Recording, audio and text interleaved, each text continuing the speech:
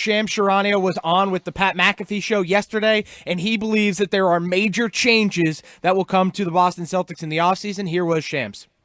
Right now, Boston is fully focused on winning a championship. Like, that is the number one focus, repeating. But I can tell you, the rest of the league is bracing for some level of change to come to the Celtics from their roster this offseason. And, sources have been telling me for weeks now that the Celtics will be exploring trade options in the offseason.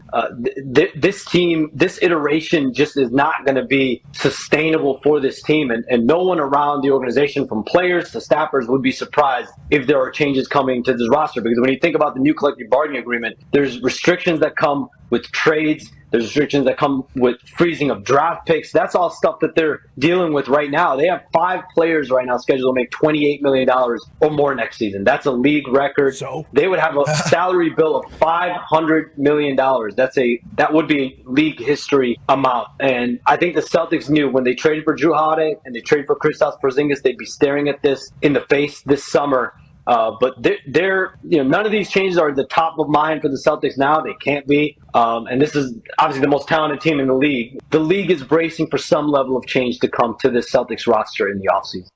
So this is kind of like, is this what Wick was warning us about a little bit when he was on, when we were at Wachusett? Like, we're going to have to but that's why Wick's here, because he is the one who is going to be charged with selling this, however it manifests itself, with the fans. But does that change if they win it all this season?